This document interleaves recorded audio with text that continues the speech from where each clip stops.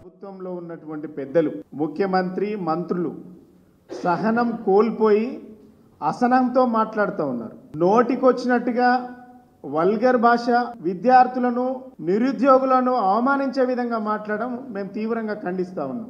ఉద్యోగాలు భర్తీ చేయండి అని నిరుద్యోగులు అడుగుతున్నారు. ఇలా పెద్ద కన్ఫ్యూజన్ పడాల్సినటువంటి అవసరం లేదు. కాంగ్రెస్ వాళ్ళు మీరు చెప్పినే అశోక్ నగర్ కోచింగ్ సెంటర్లకు వెళ్ళి రాహుల్ గాంధీ సమక్షంలో రేవంత్ రెడ్డి గారు చిక్కడిపల్లి లైబ్రరీకి సెంటర్కి వెళ్ళి అక్కడ చెప్పినటువంటి మాటలే నిరుద్యోగులు ఇలా మిమ్మల్ని ప్రశ్నిస్తుండ్రు.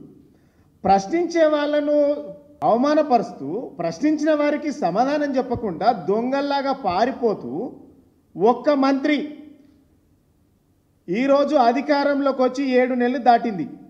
7 నెలలల్లా ఒక్క మంత్రి అపాయింట్మెంట్ ఇవ్వలే, వాళ్లకు ఒక ప్రజాప్రతినిధి కలవలే, ముఖ్యమంత్రి అసలే దొరుకుతలేడు.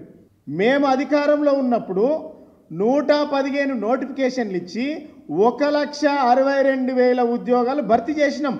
ఉద్యోగాలలో ఉన్నారు, దమ్ముంటే చిత్తశుద్ధి ఉంటే చెక్ చేసుకోండి. కాంగ్రెస్ పార్టీ మేనిఫెస్టో ఇది. ఈ కాంగ్రెస్ పార్టీ మేనిఫెస్టోలో 2 లక్షల ఉద్యోగాలు సంవత్సరం లోపే ఇస్తామని చెప్పిండు. ఇంకేం చెప్పిండంటే ఏ ఉద్యోగాలు గ్రూప్ 1, గ్రూప్ 2, గ్రూప్ 3 ఏ ఉద్యోగాలు డేట్లతో సహా అనౌన్స్ చేసిండ్రు వీళ్ళు. ఇలా 7 నెలలు 8 నెలలు అయింది, ఒక్క నోటిఫికేషన్ రాలే. కాంగ్రెస్ మేనిఫెస్టోలో చదువుకోవచ్చు, ₹1 కట్టద్దు, 2 లక్షల ఉద్యోగాలు ఇస్తామని చెప్పిండ్రు.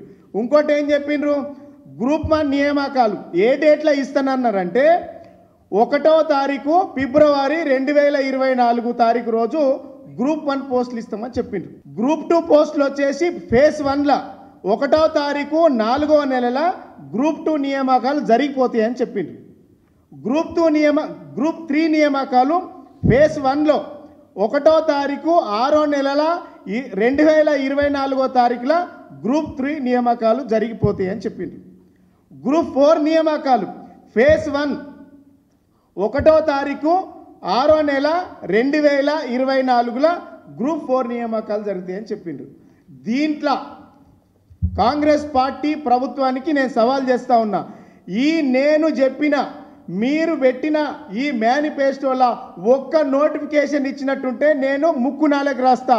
ఈ అంటున్నటువంటి సన్యాసులు, దద్దమ్మలు ముక్కు నాలకి రాస్తారా అని నేను డిమాండ్ చేస్తూ ఉన్నా నిరుద్యోగుల పక్షాన. ₹1 కూడా ఫీజు కట్టద్దు అని చెప్పిండ్రు.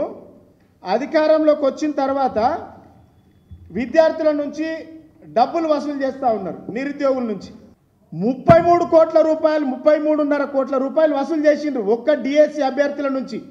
ఈ ఖజానా ప్రభుత్వానికి పోయింది. నిరుద్యోగుల జీవితాలతోని ఆడుకుంటున్నటువంటి ప్రభుత్వం ఈ కాంగ్రెస్ ప్రభుత్వం.